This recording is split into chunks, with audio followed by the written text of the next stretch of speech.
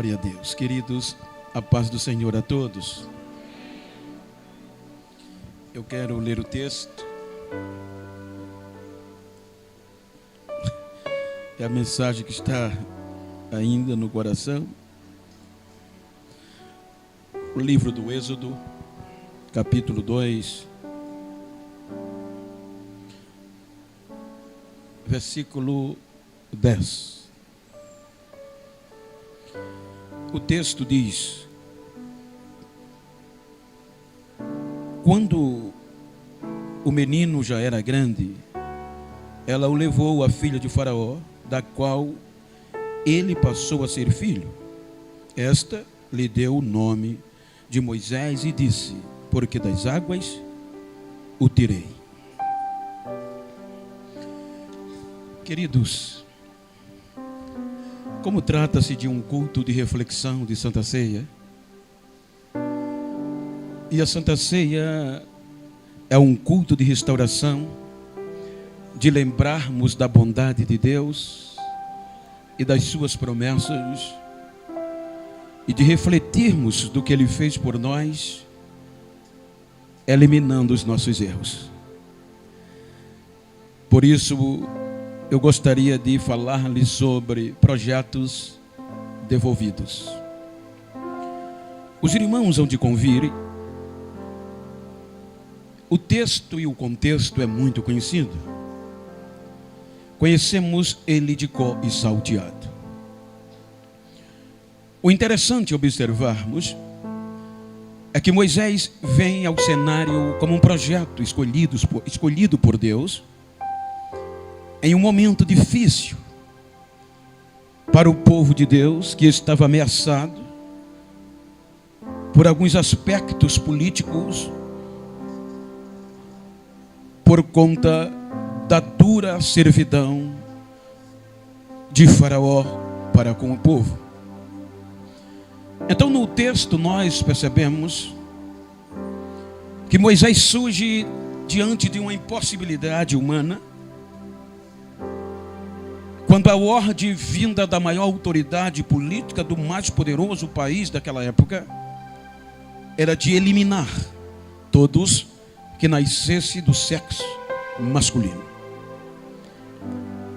Então os irmãos hão de convir que neste contexto de destruição, de eliminação, a Bíblia cita que nasce um menino filho de levitas, descendentes da tribo de Levi, e por conta de aspectos ou de características, de adjetivos favoráveis, ele é salvo da morte pela própria mãe, tendo em vista que a Bíblia diz que ele era formoso. Então isso contava muito na época. Então a mãe, vendo esta beleza diferente de Arão ou de Miriam, ela o poupa e para salvá-lo joga no cesto.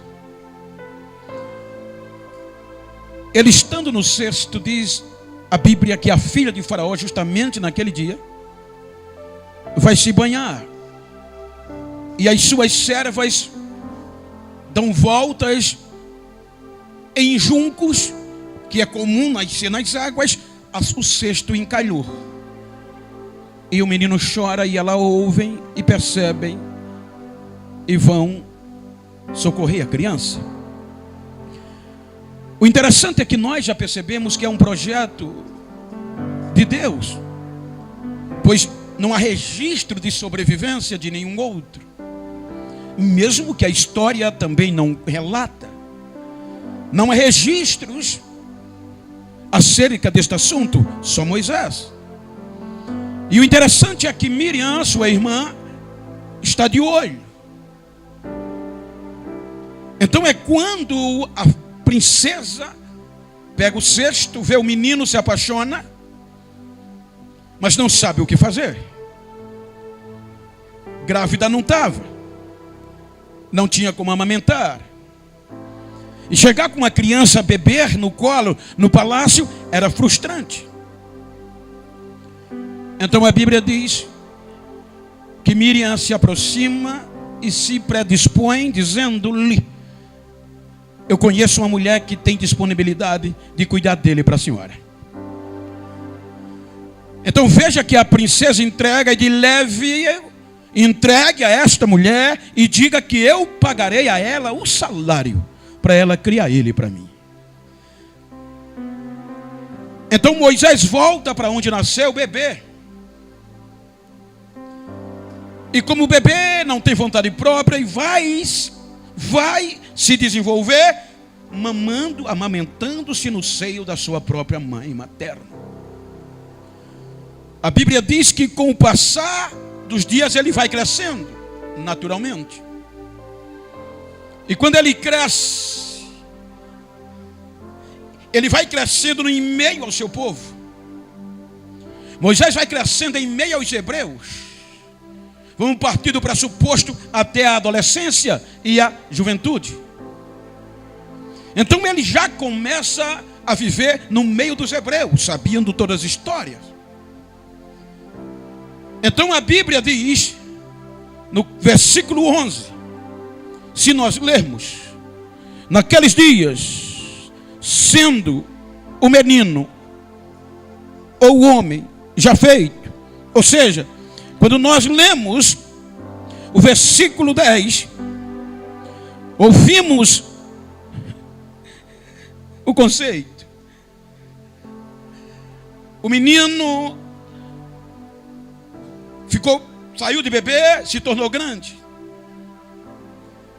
Quando ele se torna adolescente, partindo desse pressuposto do grande, ele vai ser levado para a filha de Faraó e ela toma-o como filho. Veja que até aqui ele é anônimo. Até aqui não foi Joquebede, não foi Anão que deu nome ao filho para a história. O nome vai aparecer para Moisés, ele sai do anonimato quando ele já estava grande, partindo do pressuposto adolescente. A Bíblia diz que quando ela recebe a filha de Faraó, ela tem como filho dela e é ela que põe o nome. E o nome que ela coloca é Moisés, que quer dizer, porque das águas o tirei. Então veja que agora ele vai estar no palácio. Ele agora tem nome. Ele agora tem futuro. Veja como Deus vai trabalhando de bebê. Cuidou no cesto. Agora como adolescente, Deus vai colocar ele no lugar que cada adolescente ou jovem queria estar. No palácio da maior autoridade política de Israel, do Egito. Então o que é que ele tem direito agora? Olha como Deus trabalha. Ele vai estudar nas melhores faculdades do Egito. O contexto histórico, e eu digo isso porque nessas 2 vezes que eu fui ao Egito, eu tive o prazer de conversar cerca de passei quase 5 dias, todos os dias, saímos de 8, só voltávamos às 18, às 19, ouvindo arqueólogos. Não é simplesmente uma viagem, é um curso. E ele falava estas coisas que ele estudou na melhor faculdade do Egito, ou nas melhores, tanto em Mênfis, que era na época a cidade principal, como Heliópolis. Era um contexto de cuidado tão grande que ele estava sendo preparado para ser futuro faraó. Era um sucessor do possível faraó que estava em exercício. Então as melhores faculdades vieram para ele. Guias, ou seja, seguranças, 24 horas cuidando dele. Então veja que o versículo 11, a tonalidade muda. Veja o que a tonalidade diz. Sendo Moisés, se você ler capítulo 2, versículo 11 de Êxodo, vai dizer, veja que ele começa como bebê, ele se torna menino, ele se torna adolescente, está no texto, e agora já é homem feito. O versículo 11 diz isso. Sendo Moisés, ou melhor, versículo 11 do capítulo 2. Naqueles dias, sendo Moisés já homem feito. Na minha versão está assim, atualizada. Já grande, já adulto. Então veja que agora ele estava pronto, formado de uma maneira tamanha, que se você ler Atos dos Apóstolos, séculos se passaram, veja o teor da formação de Moisés. Quando você vai ouvir e ler a pregação de Estevão, Atos 7:22, olha o que é que ele diz. Quem lê para mim aí? Abre a Bíblia rapidinho. Olha, só para ler, só para você ter uma ideia do quanto ele chegou à idade adulta. O que é que diz? Leiam, por favor. Atos 7:22. E Moisés foi educado em toda a ciência dos egípcios, e era poderoso em palavras e obras. Veja que para isso estar aqui, a história não apagou. Porque séculos e séculos se passaram de Moisés, da formação, para o Novo Testamento, para Estevão. E Estevão ainda fala da formação dele. Agora Moisés está pronto. O povo estava oprimido. Deus pegou o projeto de bebê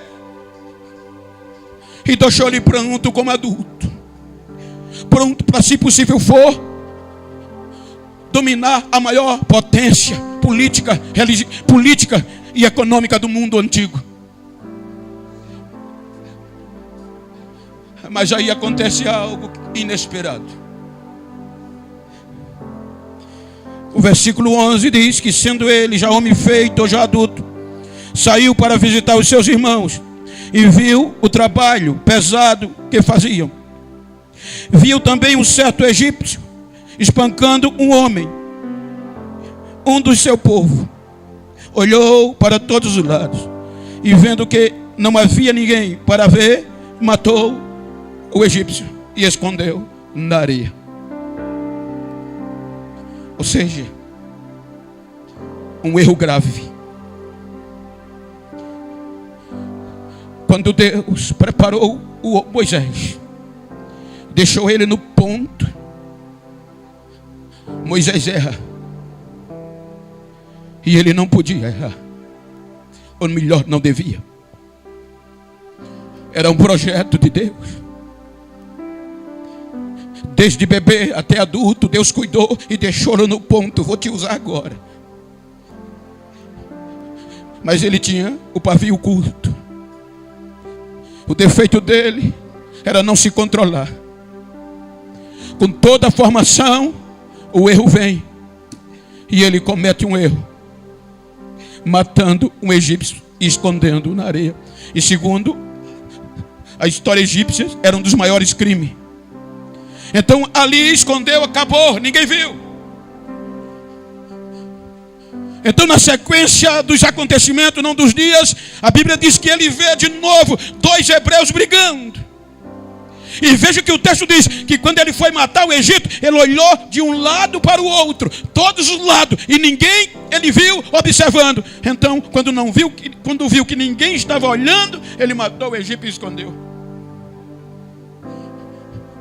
Aí, na outra ocasião, ele vê 2 irmãos hebreus brigando.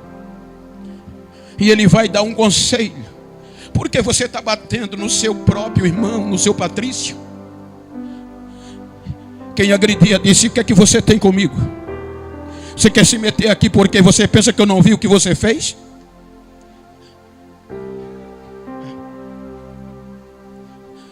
Eu vi quando você matou o Egito e escondeu na areia. E as orelhas suspendem. Moisés baixa a cabeça. E o erro vem na sua mente e no seu coração. A sequência diz que a notícia chegou no palácio e Faraó soube do que ele fez. Quando ele soube que Faraó já estava sabendo e queria matá-lo, olha o que diz o versículo 15. O versículo 15 do mesmo capítulo diz o quê? Quem lê? Informado deste caso, procurou Faraó matar a Moisés. Porém, Moisés fugiu da presença de Faraó e se deteve na terra. Se deteve, guarde isso. E assentou-se junto a um poço. A gente costuma pensar que foi Deus que mandou Moisés para o deserto, mas não foi. É diferente de Jesus. Jesus, o Espírito Santo o conduziu. Moisés não, ele fugiu. O erro pesou tanto que vem as consequências. Esqueceu de tudo que havia feito. Deus preparou tudo certinho desde o berço, lhe dando salvação quando a possibilidade era zero. Mas por ser pavio curto, impulsivo, matou o homem, e o erro fez ele fugir. E o interessante é que ele foge, abre mão do palácio, abre mão da casa dos pais dos hebreus. E o deserto é um deserto. A única coisa que você vê no deserto não é juntas, não são juntas, são acácias e espinhos, sássaras, uma longe da outra. Quando você encontra o deserto que Moisés não era fácil. Por quê? Porque o erro de Moisés fez ele fugir. O erro impregnou na mente e no coração do Moisés e o jogou no deserto. E no deserto ele se conformou. Porque o Senhor está dizendo isso, que é um culto de Santa Ceia. E quantos de nós não estamos acorrentados em um deserto por conta de um erro que cometemos? Quantas pessoas já perderam aquela alegria de falar línguas estranhas e da salvação? Porque o erro está impregnado. Você errou, você fez isso, você fez aquilo, você não serve mais. E esse erro acorrenta a gente em lugares que não dá mais coragem de fazer mais nada na igreja. Mas nessa ceia eu vim te dizer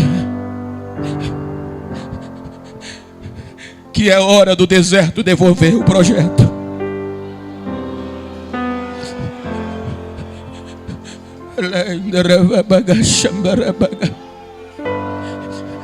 É difícil, você não consegue separar o fracasso do sucesso. Todos os grandes de sucesso tiveram fracassos. Eu li um texto quando estava preparando esta mensagem, ou estudando ainda, como ainda estou. E eu achei interessante que no século passado, um homem chamado Babe Ruth, norte-americano, lutador ou esportista de beisebol, e ele foi o único no seu tempo que conseguiu o recorde de rebatidas, 714 rebatidas, recorde até hoje é falado. Liguei para um amigo da região de Massachusetts e perguntando como era a pronúncia real do nome dele. Ele disse: ele é daqui, da minha cidade, pertinho de mim. Veja quando ele se tornou tão famoso que até hoje os mais jovens ainda lembram e sabem pela história. Mas o que a história não conta, e está nas entrelinhas que a gente vê, é que do jeito que ele foi recordista, 714 rebatidas, ele também era recordista de erros. Ele também tinha recorde de erro. Para ele acertar 714, ele superou todos nos erros, mas ele não desistiu. O erro não parou ele de chegar ao sucesso. É impossível separar. O deserto segurou Moisés por conta de um erro. Veja que esse erro fez ele abrir mão de tudo. Esse erro, ele esqueceu de Joquebede, esqueceu de Miriam, esqueceu da família.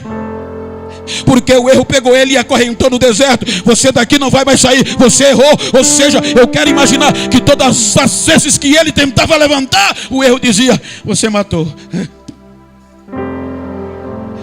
Pergunta para quem está ao teu lado: qual é o erro que está te acorrentando?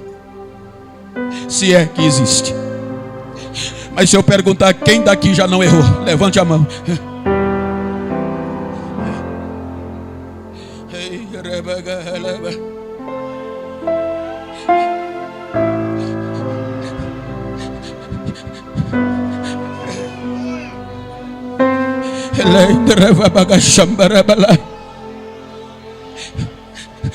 O teu erro não é maior do que a bondade de Deus.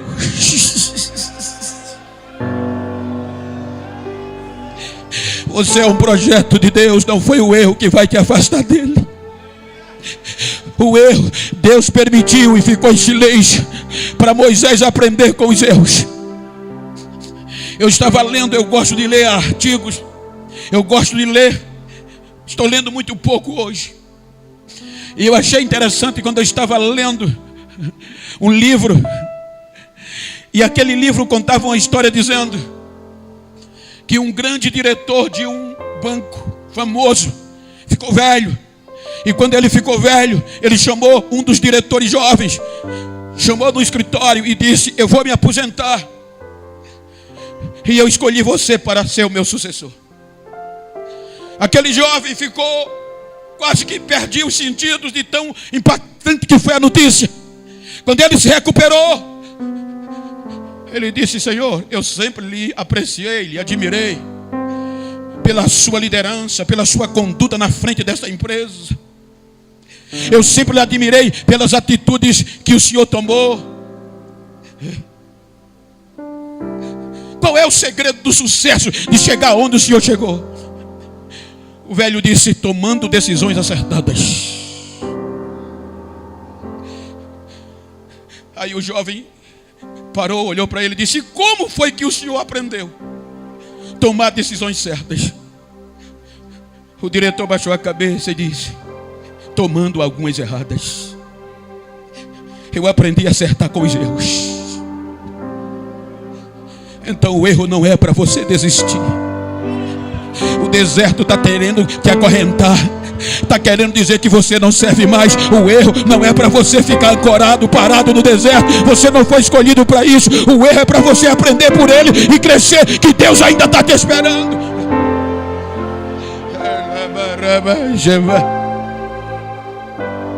É ceia, é culto de sairmos daqui restaurado. Não é um culto qualquer, é o culto da gente voltar ao Calvário e fazer como Martim Lutero disse, quando o diabo usava os erros e dizia: você errou, você é pecador, mas ele lembrava e dizia: o sangue de Jesus Cristo me purifica de todos os meus erros ou pecado.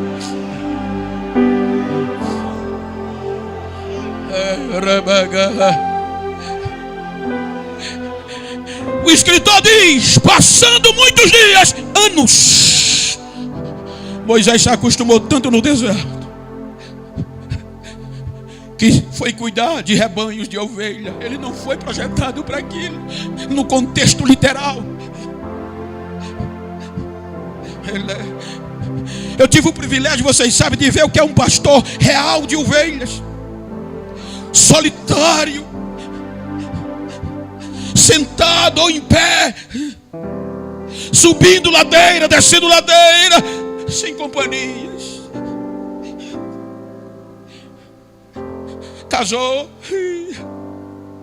E casou aonde? No deserto. Gerou filhos, porque o erro dizia: daqui você não vai sair mais. Aí o escritor diz: passando muitos dias, ele vai pastorear as ovelhas e vê algo diferente. Ele vê uma moita de sarça pegando fogo. Era comum no deserto, mas o problema era que o fogo não consumia a sarça. Deus deu ordem, um anjo. Passaram anos e anos no deserto, dizia: daqui você não vai mais. Aí Deus vai e diz: anjo, vai tocar fogo na sarça, vai, e não deixa ela se consumir. Ele não esperava. A sarça queima e ele é atraído pela sarça. e diz: eu vou ver que maravilha é essa. Pasmem. O texto diz que quando ele vai se aproximando, o anjo não fala, quem fala é o próprio Deus. Deus vai no deserto e diz: Moisés, ele chama pelo nome. Moisés, Moisés, não se aproxima, porque o lugar que você está é terra santa. Olhe, pode ler o Êxodo que você quiser, a versão que você quiser. Quando Deus chega, não chega passando erro na cara dele. Deus não chega dizendo: eu vi o que você fez, você errou. Deus disse: não chegou a hora, eu vim te buscar. O deserto vai ter que devolver você para mim.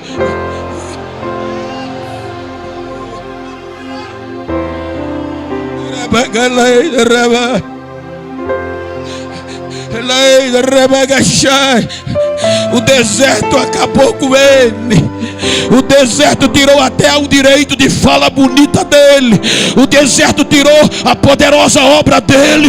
O deserto tirou o diploma dele. O deserto tirou a perspectiva de ser faraó dele. Mas Deus não desistiu. Vai lá e diz: você ainda serve. Eu estou precisando de você. É hora de voltar.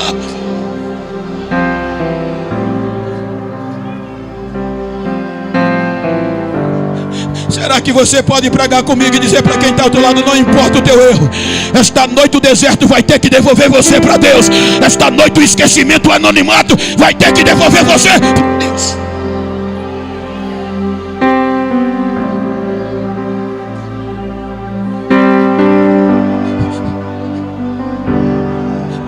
Nós que costumamos apagar histórias, nós seres humanos que costumamos passar o erro na cara um do outro, esquecendo a história que ele tem, esquecendo o projeto que ele é. Mas Deus não. Estou precisando. Já deu tempo de aprender com o erro. Eu quero tirar o meu povo e eu não abri mão de você, é você mesmo. Senhor, eu nem falar sei quem sou eu. Olha o que o deserto faz. Êxodo 2 diz que ele estava preparado. Estevão diz que ele foi formado em todas as ciências do Egito. Agora o deserto suga, e quando Deus precisa ele diz: quem sou eu? Nem falar mais eu sei. Não importa, se for preciso eu vou te dar um intérprete. Mas eu não desisto de você, o projeto é você, eu vou lhe buscar. O deserto, ei, correntes estão sendo quebradas e você está sendo devolvido para Deus. Correntes estão sendo quebradas e você está sendo devolvido para Deus.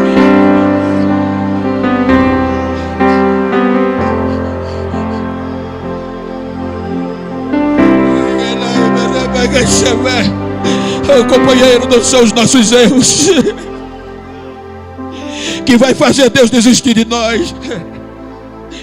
Agora, pasmem, pode olhar em todo o Velho Testamento, você não vai encontrar isso aleatoriamente.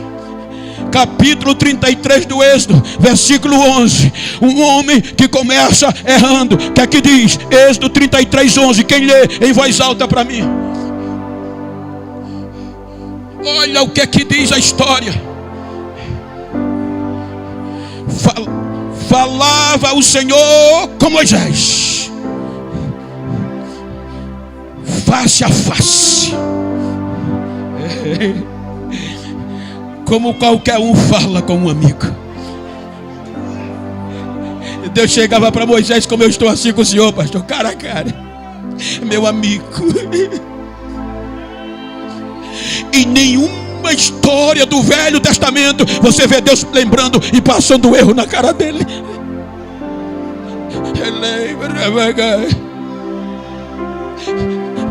Então esta ceia é para você lembrar da bondade dele.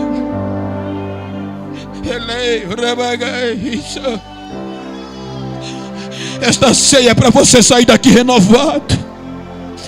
Essa ceia é para você dar adeus ao deserto. Esta ceia é para você ouvir o barulho das correntes sendo quebradas e vocês caindo nos braços de Deus e Ele dizendo: meu amigo, eu estava esperando este dia, eu cheguei. Eu não estou aqui fazendo apologia do erro, mas eu estou dizendo para você que é impossível separar o fracasso do sucesso. Então levante a cabeça, fique de pé por um instante.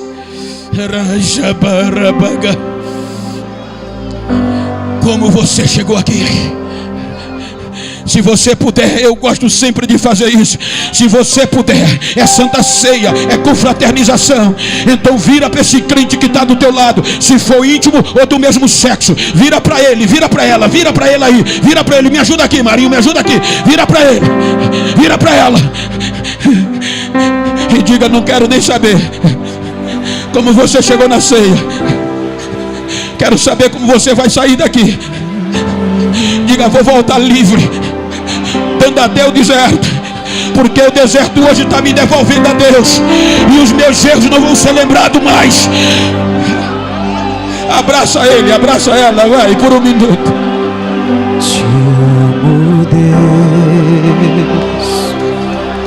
Chora com ele um pouquinho, profetiza para ele e diz: o deserto dá a Deus, é hora de dar a Deus o deserto. Deus chegou para te dizer: chegou a hora. Adore, é santa ceia, adore.